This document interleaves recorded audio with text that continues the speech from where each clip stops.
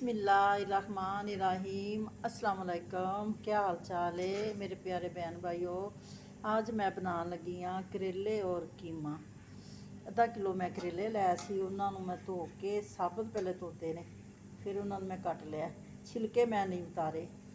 करेले बड़े सोहने सी, विच बीज जिहड़े ना वो भी बिल्कुल नरम कूले। अच्छा, उन्होंने मैं नमक ला के घंटा रख लिया, ला के उन्होंने मैं फिर टोकरी च पा के दब के चंगी तरह धो के उन्होंने जोड़ लिया, कढ़ाई च पा लिया। उन्हें मैं रखनी चूल्हे के उत्ते। एक कप पावांगी मैं तेल दा, बोतल दे नाल ही कप मान नाप के नहीं इंच। थोड़ी देर बाद मिलांगी छल्ला। करेले जेह्ड़े ना मट्ठी मट्ठी अग ते मैं ना रखे सी, मसलन घट्ट अग ते स्लो ते कलर करेलियां दा ना कलर बदलना शुरू हो गया है। हल्के ब्राउन होने तक जो है ना इन्होंने फ्राई करांगी, ज़्यादा नहीं ब्राउन करांगी, क्योंकि फिर इन्होंने करेलियां का जोड़ा है ना वो खत्म हो जाता है, इनका सब्जी का जोड़ा होंदा है अपना ज़ायका, कैल्शियम जी होंगी सारी खत्म हो जाती। इस तरह जो ना पासे बदलती रवांगी तो फ्राई हो जाते। माशाल्लाह करेले मेरे फ्राई हो गए ने। इधर देखो कितने सोहने ने, बड़े ही सोहने तो बड़े ही प्यारे ने है। बस इन्ने की मैं ना इन्हों लाल करांगी, गोल्डन कलर जोड़ा ना आ गया। इन्हों कट के पा लाँगी मैं प्लेट च। फिर हूँ जोड़ा है ना कीमा उनका मसाला बनावांगी, तुहानूं मैं विखावांगी कि किस तरीके नाल मैं बनानी पई आं करेले कीमा। मेरी मम्मी जी है ना वो ऐसा बना दी होंदी सी। कोई गल नहीं। अच्छा जी, करेले मैं कढ़ लिया सी, बाकी का तेल कढ़ाई दे विच ही है। मैं एक चम्मच पाया लसन का, अदरक मैं नहीं पाना,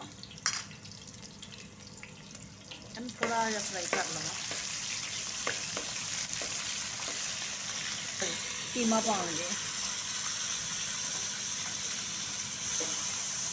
कीमे का ना कलर बदलद्या तिकर इनू मैं तेल दे विच ना भुनांगी। जी इहदा पानी खुशक हो जाएगा, फिर मसाले पावांगी बाकी।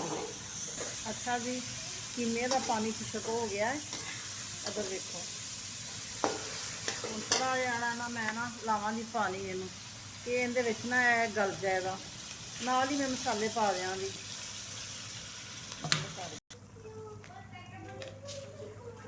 हाँ जी, यह सब्ज़ मिर्च 2 चम्मच कुटी हुई,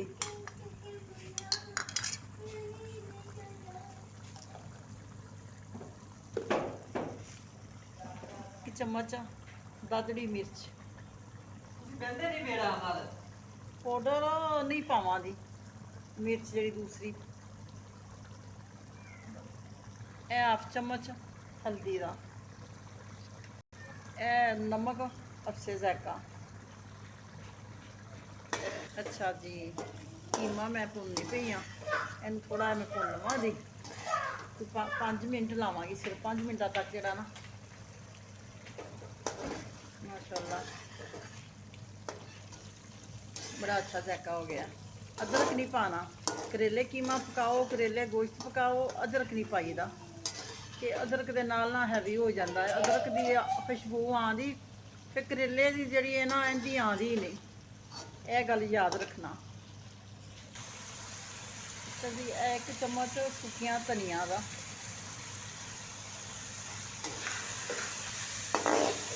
जीरा गर्म मसाला नहीं मैं पावांगी, खाली सुखिया धनिया।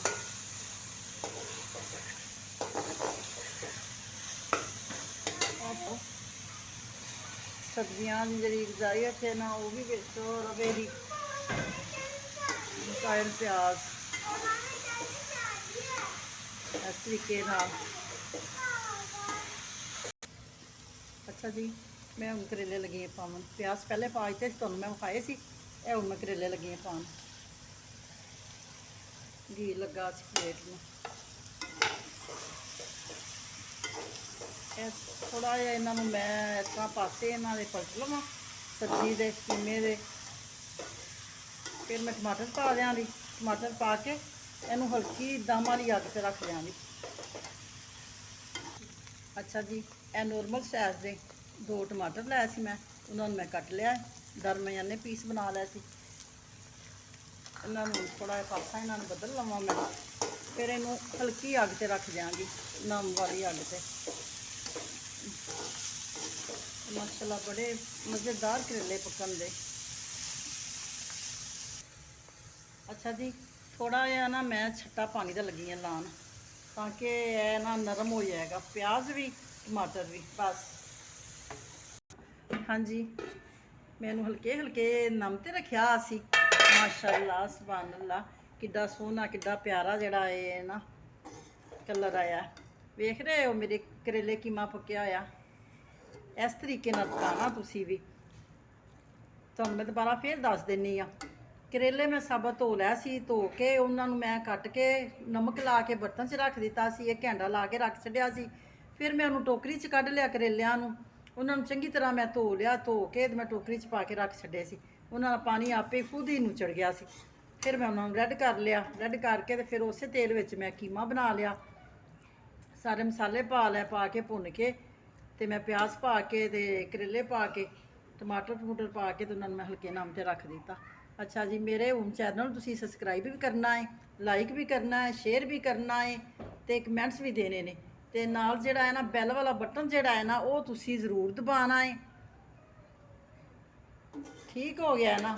ਇਹ ਬੜੀ ਪਿਆਰੀ ਤੇ ਬੜੇ ਮਜ਼ੇਦਾਰ ਮੈਂ ਨਾ ਕਰੇਲੇ ਕੀਮਾ ਬਣਾਏ ਨੇ, ਖੁਸ਼ਬੂ ਵੀ ਬੜੀ ਅੱਛੀ ਆ ਰਹੀ ਹੈ। ਚਲੋ ਜੀ, ਸਹੀ ਹੋ ਗਿਆ ਨਾ, ਸਾਰਾ ਤੁਹਾਨੂੰ ਮੈਂ ਸਮਝਾ ਦਿੱਤਾ। ਤੇ ਜਿਹੜਾ ਹੈ ਨਾ ਇਹਦੇ ਨਾਲ ਹੀ ਜਿਹੜਾ ਹੈ ਨਾ ਅੱਲਾ ਹਾਫਿਜ਼।